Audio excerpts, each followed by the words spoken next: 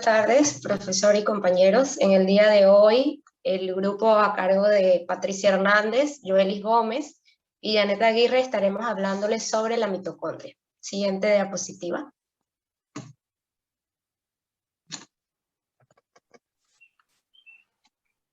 Bien, ¿alguna vez se han preguntado cómo es que logramos ser tan complejos como organismos y cómo es que ese proceso tan especial como la respiración surgió en nosotros? La respuesta a esa pregunta, que es fascinante, proviene de un proceso que creemos se produjo eones atrás. Siguiente diapositiva. Bien, hace 2000 millones de años, antes de que la mitocondria fuese un organulo de la célula, era una bacteria libre que nadaba por el océano, como vemos en este pequeño dibujo. Ella era una bacteria aeróbica, es decir, que era capaz de vivir en presencia del tóxico oxígeno e incluso usarlo para obtener energía. En un momento dado, esa bacteria fue engullida por otra célula, una célula nucleada y anaerobia. Sin embargo, en lugar de ser engullida por la otra, la bacteria y la célula establecieron una relación de endosimbiosis. La bacteria aportaba su capacidad de respirar oxígeno y a cambio la célula eucariota la alimentaba. Esto es lo que se conoce como la teoría endosimbiótica o endosimbiosis seriada y fue propuesta por Lynn Margulis en 1967. Siguiente diapositiva. La siguiente. Siguiente, Patricia. Esa. La morfología de las mitocondrias es muy cambiante y pueden variar desde largas estructuras ramificadas hasta pequeños elipsoides. Se podría decir que no existen mitocondrias individuales, sino una red muy dinámica de la cual se pueden desgajar porciones. En redes aisladas, las mitocondrias están formadas por una membrana externa, una membrana interna, un espacio intermembranoso y un espacio interno delimitado por la membrana interna, denominado matriz mitocondrial. En la membrana mitocondrial externa, vamos a ver que es altamente permeable y ella contiene muchas copias de una proteína denominada porina, la cual forma los canales acuosos a través de la bicapa lipídica, y esta membrana se convierte, por decirlo así, en una especie de tamiz, que es permeable pues, a todas las moléculas menores, incluyendo las proteínas pequeñas. Por el contrario, la membrana mitocondrial interna es impermeable al paso de iones y pequeñas moléculas, como lo comentaban nuestros compañeros Cristian y Naomi. Las mitocondrias entonces deben hacer de su membrana interna una barrera suficientemente impermeable como para permitir un gradiente de protones estables. La matriz mitocondrial solo contiene aquellas moléculas que pueden ser transportadoras selectivamente para estas dos membranas, siendo su contenido altamente diferenciado del citosol. La membrana mitocondrial interna posee numerosos pliegues hacia el interior mitocondrial, denominados crestas mitocondriales. En la matriz mitocondrial se encuentra el ADN, los ribosomas y las enzimas para llevar a cabo los procesos metabólicos. El ADN mitocondrial se encuentra en lugares denominados nucleóides, y cada nucleóide puede tener más de una molécula de ADN. La mitocondria se divide, hace procesos de fisión y fusión. El primero de ellos consiste en la unión de las membranas externas e internas con la matriz mitocondrial para producir una mitocondria más grande. El proceso opuesto a la fusión es la fisión mitocondrial. Esta es encargada de crear pequeñas mitocondrias múltiples. Este balance entre la fusión y la fusión mitocondrial es regulado en respuesta a diferentes estímulos, como lo es la concentración del calcio intracelular. Siguiente diapositiva. Bien, vamos a hablarles sobre las enfermedades mitocondriales. Hay varios factores que hacen que el genoma mitocondrial mute con mayor frecuencia. Imagínense que aquí está esto en constante replicación. Así que ya, de hecho, por números vamos a tener una posibilidad de que haya un error en la replicación. Al mismo tiempo, al ser la mitocondria el orgánulo respiratorio, su ADN va a estar en contacto constante con compuestos de oxígeno muy tóxicos que permiten alterar su estructura. vamos a ver que hay descritas más de 150 mutaciones del genoma mitocondrial. Por ejemplo, tenemos la neuropatía óptica hereditaria de Leber. Esta es una pérdida bilateral de la visión central causada por una atrofia del nervio óptico. También pueden aparecer trastornos en el sistema circulatorio, en el sistema nervioso periférico y en el cerebelo. El síndrome de epilepsia mioclínica de fibras rojo rasgadas causa, por ejemplo, epilepsias, convulsiones generalizadas y miopatía. También puede aparecer demencia, sordera, atrofia óptica, fallos respiratorios y cardiomiopatía. En la diabetes de herencia materna con sordera aparecen diferentes tipos de diabetes y pues el nombre lo dice todo, es heredado por la madre.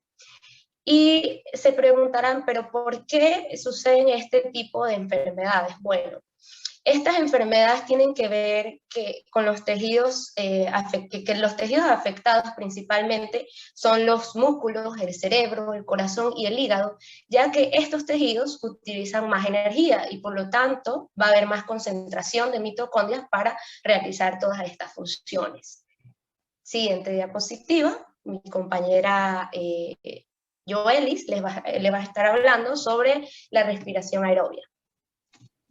Buenas tardes. Como dijo mi compañera Janet, yo voy a estar exponiendo lo que es la respiración aeróbica, que es un tipo de metabolismo energético en el que los seres vivos extraen energía de moléculas orgánicas.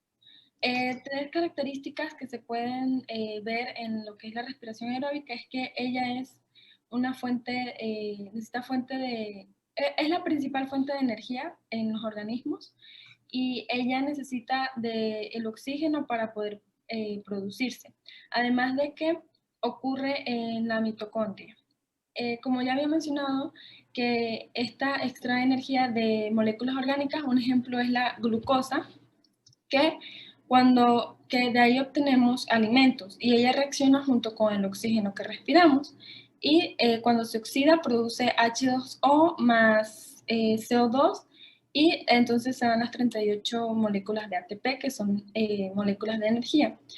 Cuando hablamos del catabolismo de la glucosa nos referimos a la glucólisis, que la glucólisis se rompe en dos piruvatos y esos piruvatos posteriormente se convierten en lo que son acetil coenzima A para entrar en lo que sería el ciclo de Krebs.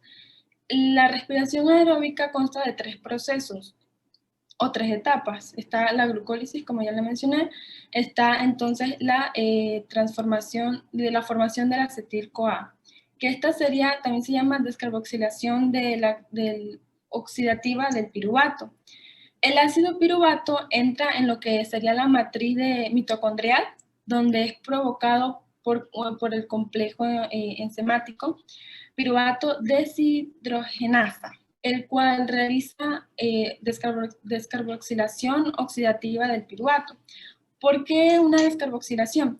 Porque ella arranca de los 3 carbonos que tiene el ácido pirúvico, porque ella consta de 3 carbonos, se desprenden en CO2, porque al mismo tiempo se le arrancan 2 átomos de hidrógeno, que esto se llama oxidación de hidrogenasa, por hidrogenasa, que son captados por lo que sería el NAD. Y ella cuando capta esto se reduce a NDH. Cuando captó el átomo de hidrógeno, como que lo capturó y se convirtió a NDHA más. Entonces, por lo tanto, el piruvato se transforma en acetil, que es captado por lo que es la enzima, la coenzima A, y este se encarga de que sea transportado al ciclo de Krebs. En pocas palabras, el acetil-CoA es como la fuerza para entrar al ciclo de Krebs. Entonces, el ciclo de Krebs es como la etapa donde se realiza lo que es la oxidación del acetil, de los acetilos que fueron transportados. Y la coenzima A serían provenientes de piruvato. Entonces, podemos ver con lo que acabo de explicar que la respiración aeróbica ocurre solamente en presencia del oxígeno, a lo que es diferente la respiración anaeróbica. Y es importante la obtención de la energía que requieren para las células. Esto se produce en las mitocondrias porque en las mitocondrias está como la mayor concentración de energía que necesitan ellas. Siguiente diapositiva, mi compañera Patricia estará explicando su tema.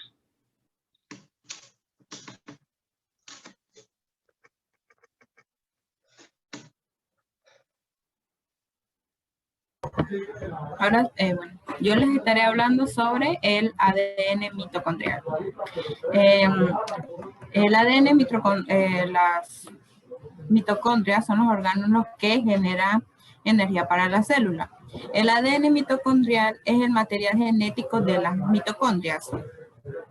Fue descubierto por Margit y Sylvain Nass, que estaban utilizando una microscopía electrónica y un marcador sensitivo de ADN mitocondrial. Aquí vemos la célula.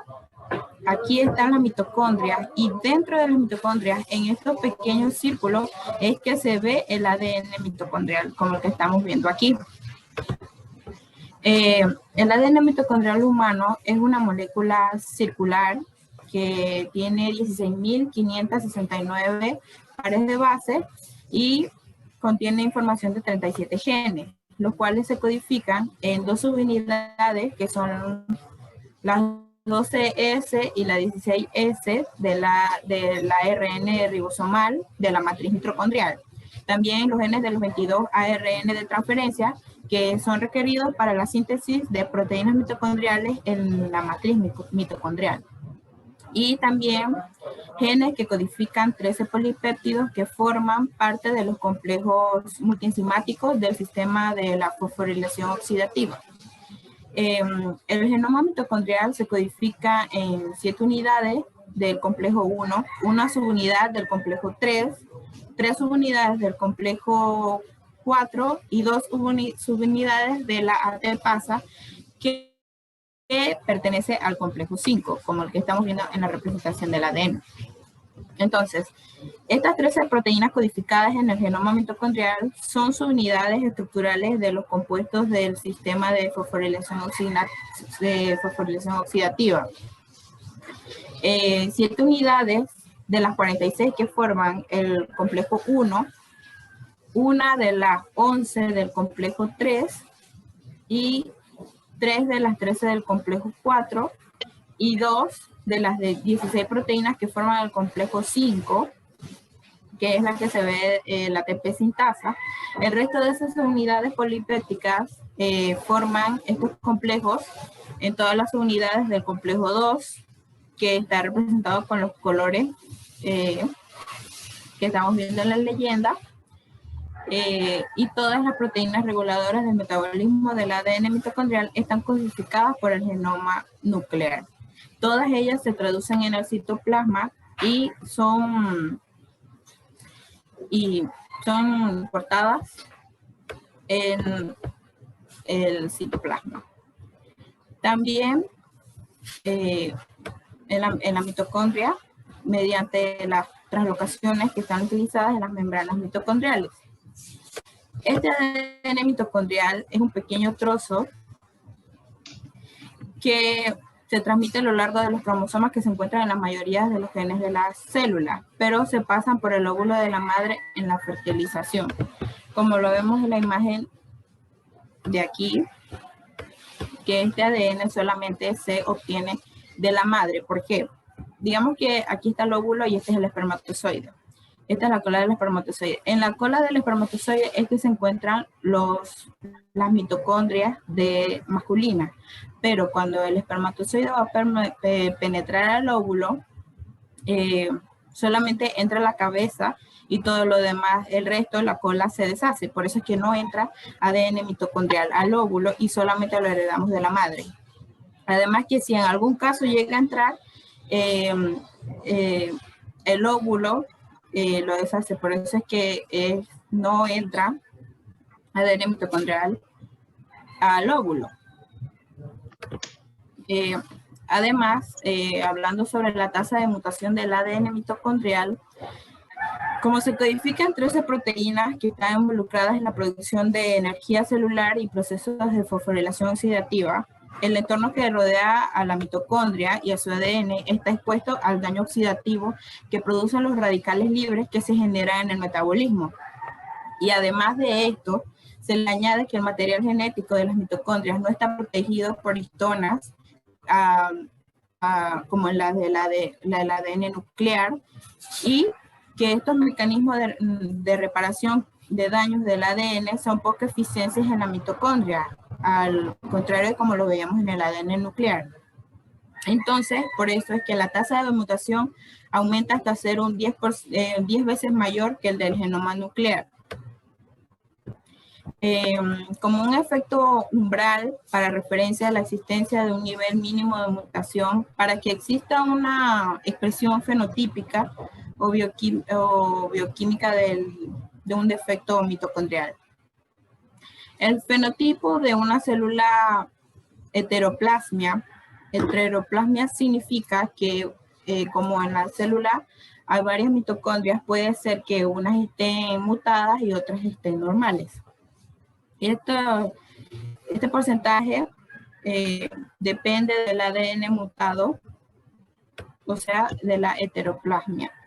Entonces, si el número de moléculas mutadas es mínimo, se produce una complementación en función de las moléculas de ADN normales y no se manifiesta un fenotipo mutado, por lo tanto no se manifestará una patología.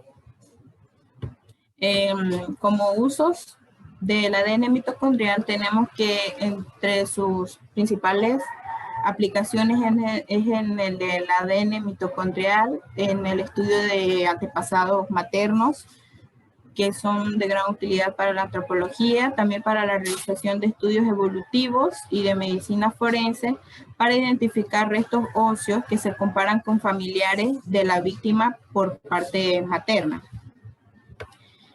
Se puede extraer de muestras de cualquier tejido, incluso de sangre o del tejido óseo, y como están en los huesos, se puede obtener genoma de los individuos ya muertos desde hace varios años.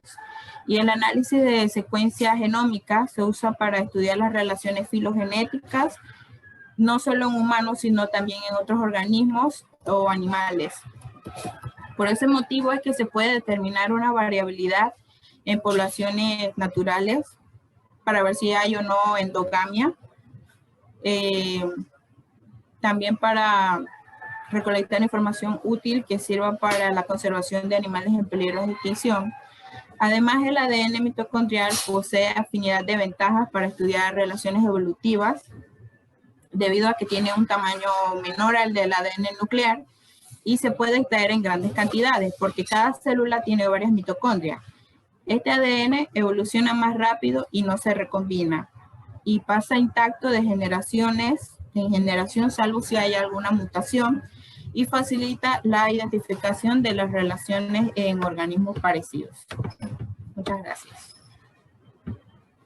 Bien, como vemos, nuestras madres aportan más de 23 cromosomas al total de 26 del ADN nuclear, aportan la totalidad del material no nuclear, es decir, la membrana celular, el citoplasma, y sobre todo aportan todas nuestras mitocondrias, las cuales tienen su propio ADN y se reproducen independientemente de las células de las cuales viven y se produce. Sin estas mitocondrias la vida no sería posible. Las mitocondrias son nuestra joya o nuestro tesoro más antiguo que hemos adquirido en el curso de la evolución y por tanto pues hay que preservarlas. Muchas gracias.